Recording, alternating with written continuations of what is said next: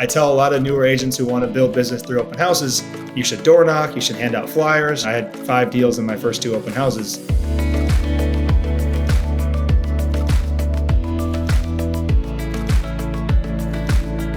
Hey everybody, Jay Papasan here, your VP of Content.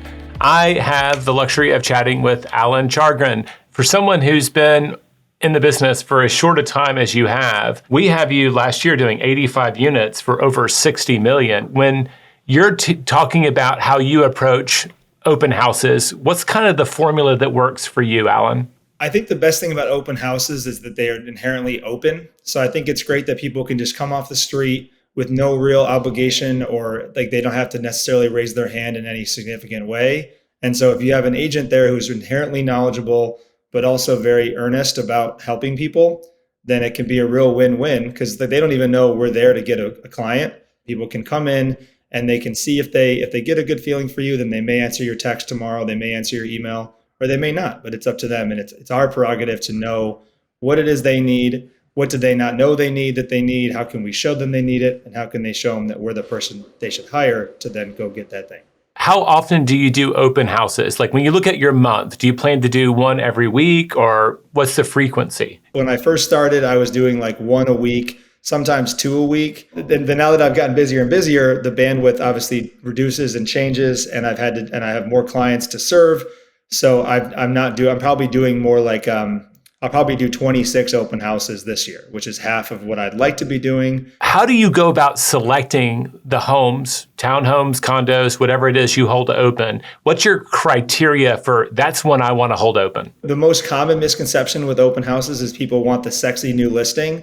Now, obviously, sexy new listing is going to be the most foot traffic, but I don't feel that it's the most convertible foot traffic, because a lot of those people are really hungry buyers and already have their lender and their agent lined up. But I think you should mix in 2 or 3 week old open houses, mix in condos and single families for a couple of reasons. One is that you want the most convertible and available clients for yourself, not just like those hungry ones that already have an agent.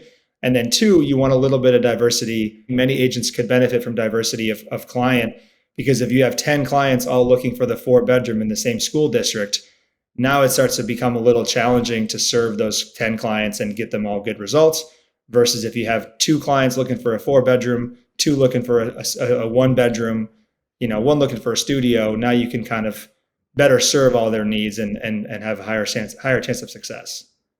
I love that answer. So like it's immediately gets my attention, not the sexy new listing necessarily. While you'll do that sometimes. That's not always your focus. You're going for a variety of properties. What is something that would be, that's not a good contender? What's something that would eliminate a home from being an open house for you?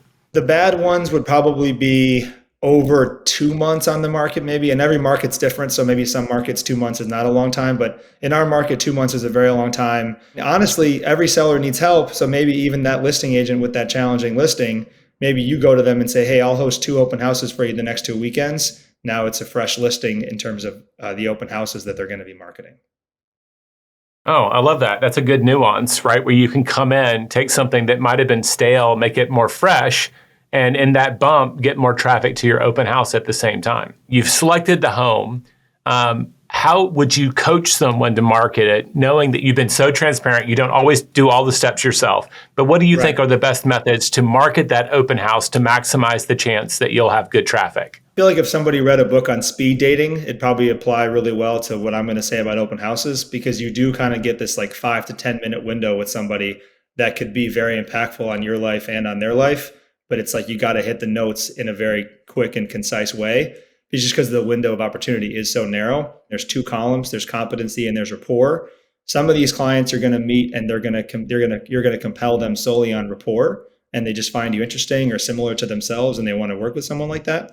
And some people you're going to win them over solely on competency. They might be a different person in the disc profile. They don't care if they like you or not, or where you're from or what sports team you like, but they want to know you're the guy or gal that knows that market.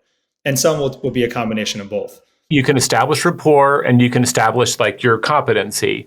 And both of those are strategies for winning potentially the client's business. What's important about the greeting? What's on that? You meet the person, hey, welcome to the open house. What's your name? Jay. Oh, Jay, great to meet you, Jay.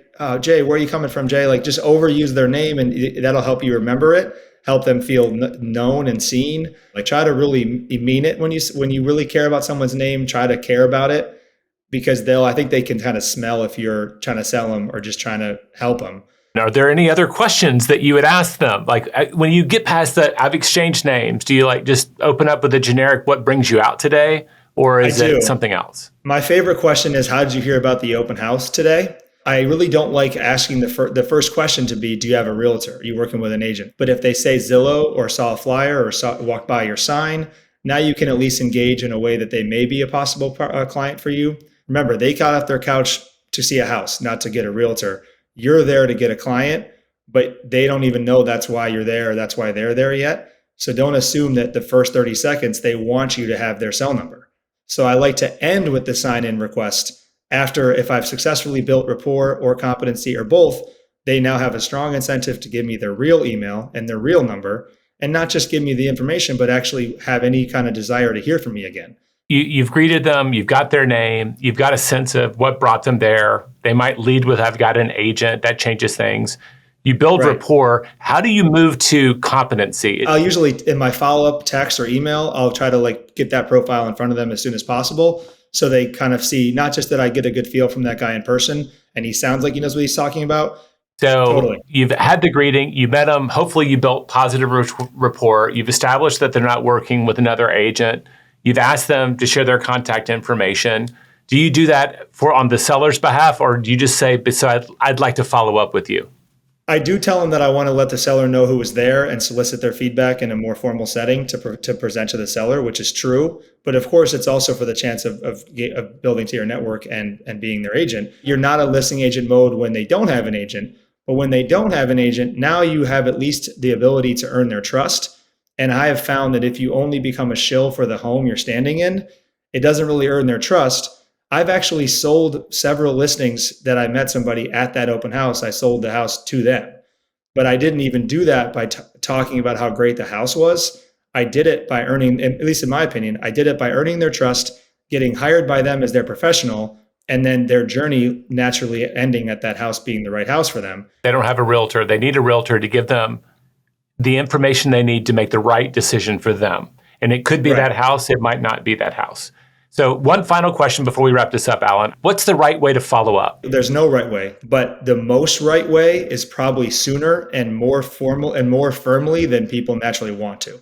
Agents somehow are wired to want to wait till Monday morning in the office to send a really cleverly crafted email. I promise you that's the wrong way. The right way could be a text from your car before you drive home. Even if it's seems more off the hip, it's immediate, it shows intentionality, it shows interest, and it shows commitment. Most people would play it cool, not to seem too eager. Exactly. But in this case, you're a realtor. You're not trying to date them. You're trying to earn their business. So, Alan, thank you so much this is super interesting. I love how transparent you are about what you should do, don't always do, but you give great advice and you have really good nuanced understanding of how to work an open house. It doesn't surprise me that you got 5 deals from your first 2. Not at all. Thank you for saying that, Jay. I'm hoping there's many more to come. Hey, it's been great to get to know you. Thank you so much for sharing your time with us today. Well, I hope you enjoyed that interview. If you'd like to see more and learn more about real estate, check out some of our other content. Go ahead, just click on one and explore.